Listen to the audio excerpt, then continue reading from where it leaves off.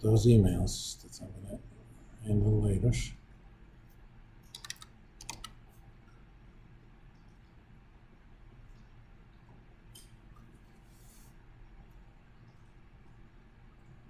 If you click on statistics,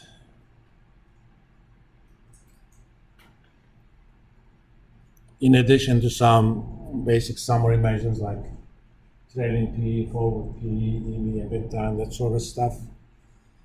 And again, the sort of stuff I covered in Finance 301. So if you guys actually want to know about those stuff and you haven't taken it from me, just subscribe to my YouTube channel and go find the lectures from last year on Finance 301, last semester. And each of those playlists have a little explanation that says, I covered this that day. If it interests you, you can watch those. As much as I would like to, I can't cover stuff that you should have seen to begin with.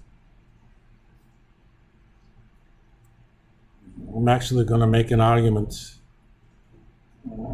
Next semester, they gave me 3 Business 302s, which makes me happy.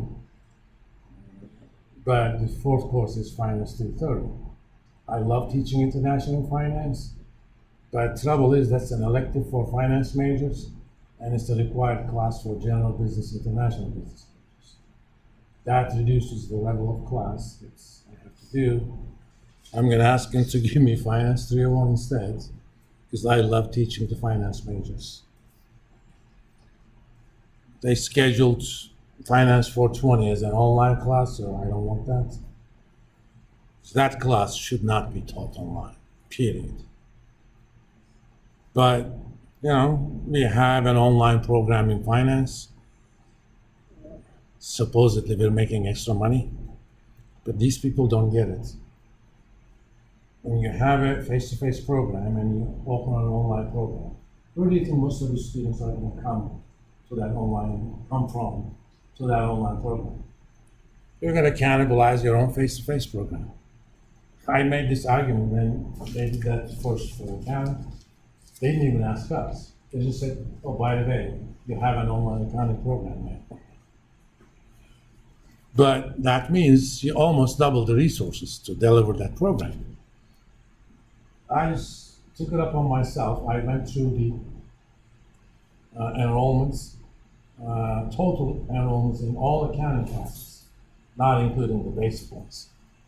And in fact, I just looked at 301 and 302, which are required for accounting majors.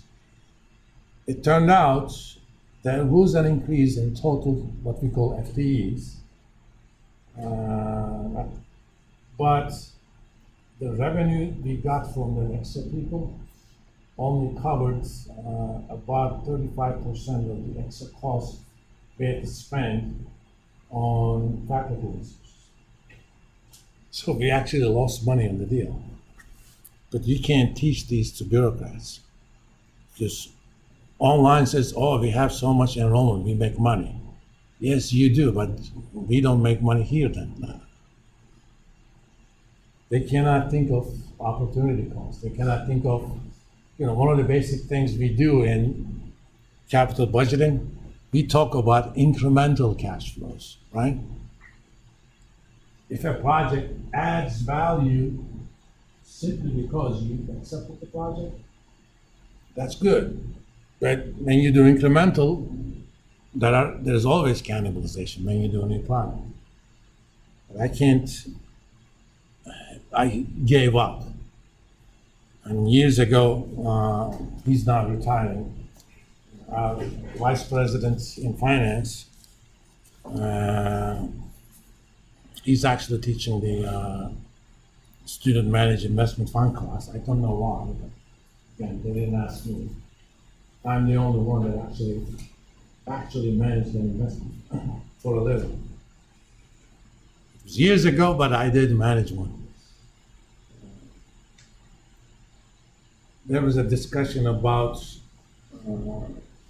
eliminating the theater program. The theater program was kind of unique. And the argument was, this was during the Bevan years, They seriously screwed up the Kentucky pension funds. So they cut universities quite a bit in order to be able to pay for the shortfall. We had to come up with, I think, $20 million in savings per year. That's a lot of money. And one of the suggestions was let's cut the theater board.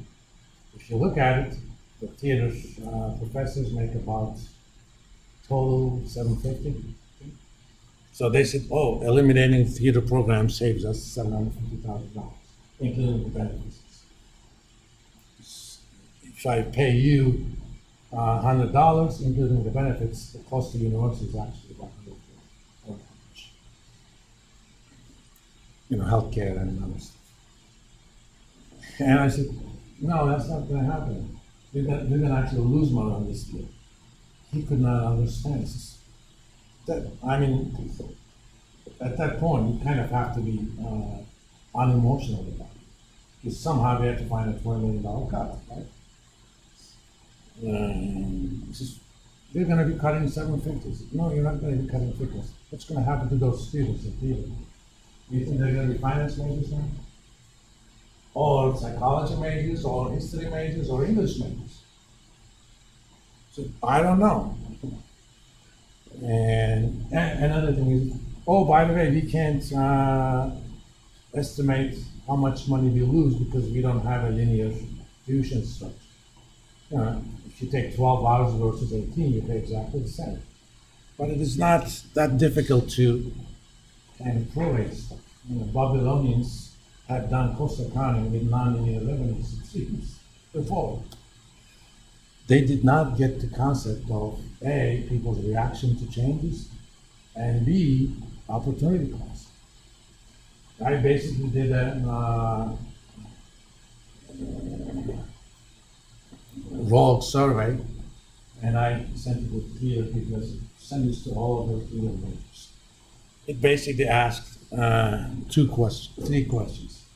If theater program is closed, are you going to stay educated? 98% said no. And they allowed the current theater majors to actually complete it. That is allowed. Are you going to stay? 80% said no. And they still closed the theater program, and we actually lost money. Finance is not that complicated. You just need to think like an economist, not like an accountant. Not that there's anything wrong with being an accountant. As long as they're exposed to the proper amount of finance, they're good. I always kid with my accounting faculty. All right. And, the stock went up to,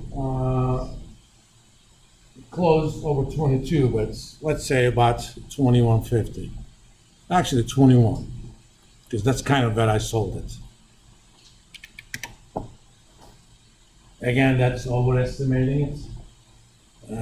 I ended up selling the whole thing at an average of about 330. If I was patient enough, I could have sold it higher.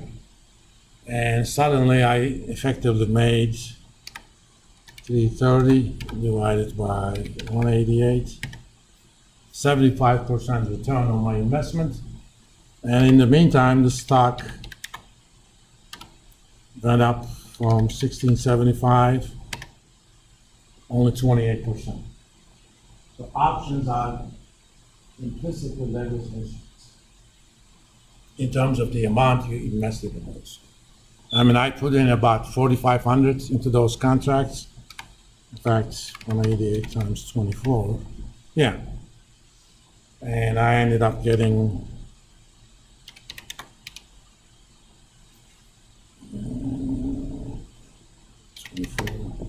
not 340.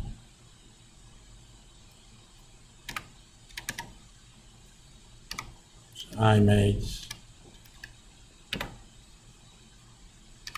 if you think about it as a percentage return, I made that much money on that investment. But the price went up only 28%. this is especially, the more out of the money an option is, the higher is the implied leverage. And we also have to add in the formula for the put, which we're gonna do. But for now, I just wanna implement this in VBA and quickly get what we call the cleats. As you may have seen, options are not linear in terms of return. When you buy a stock price goes up by $1, you make $1. With options, stock price goes up by $1, you make more than $1. For example, let's say 21, if it goes to 22, that 392 became 441. Again, don't take this as a market value because this is not American. And so stock went up by $1, but my option portfolio went up by, that $1 is a 4.8% change, but I did 441 minus 392.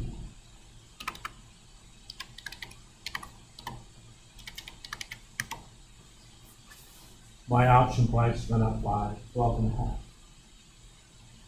And as price gets closer to strike price or beyond, that percentage change also changes.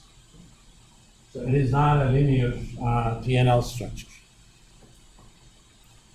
Given that it's not linear, we kind of need a rough idea about local rate of change. Anybody here has taken calculus or seen calculus? It's the concept of basically if I made a small change to the input, what will be the change, rate of change in the output? That's the idea behind it. But we're not even gonna make it that complicated. We're gonna ask answers to the following questions. If the price of the underlying changes by 1 cent, how much the option price will change?